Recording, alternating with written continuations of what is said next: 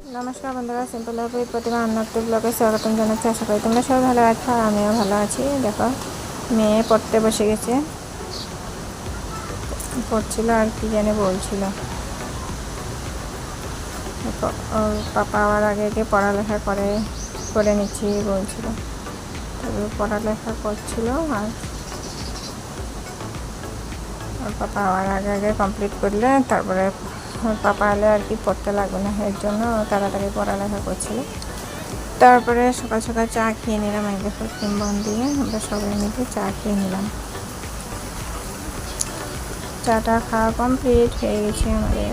তোমাদের হয়েছে কমেন্ট করে জানাও। তারপরে সবজি বাজার নিয়ে এসলো। দেখো অনেকগুলি সবজি নিয়েছে, টমেটো, বাঁধাকপি, মিষ্টি কুমড়ো, বেগুন, ধনেপাতা, ঝিঙ্গি, শসা, তারপরে মাংস নিয়েছিল, তো দেখানো হয় না আর কি। তারপরে টমেটো পেস্ট করে নিলাম, মাংস বানাবো। এখানে আদা, রসুন, পেঁয়াজ, টমেটো এসব পেস্ট করে নিলাম। তারপরে আলুগুলি কেটে ধুয়ে নিলাম, পরিষ্কার করে নিলাম। মাংসগুলিও ধুয়ে নিলাম। তারপর তেল গরম করে নিলাম ভালোভাবে। আর এখানে পেঁয়াজ কুচি আর তেজপাতা দিয়ে ভালোভাবে ভেজে নিলাম।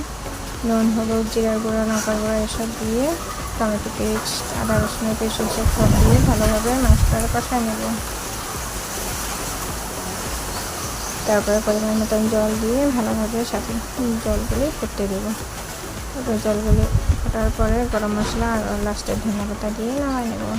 দেখো রান্না কমপ্লিট, মাংস রান্না কমপ্লিট।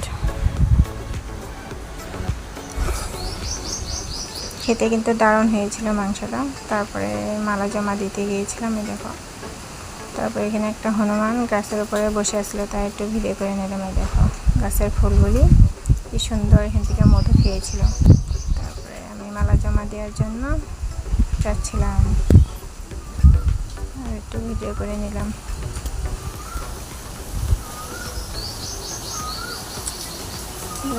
ভিউগুলি দেখো কি সুন্দর লাগছে দেখতে, চারিদিকে সবুজ আর সবুজ।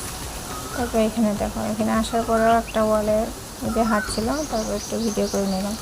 আর ওই দেখো হাঁটছে আবার ভয়ে করছিলাম যে আবার গার দিকে যদি লাফায় চলে এসে। তারপর দুপুরে আসার পরে খাওয়া দাওয়া, আলু দিয়ে টমেটো দিয়ে শুক্তির তরকারি ছিল আর মাংস আলু দিয়ে ঝোল আসলো দুপুরে খাওয়া দাওয়া কমপ্লিট করে নিলাম আমরা সব।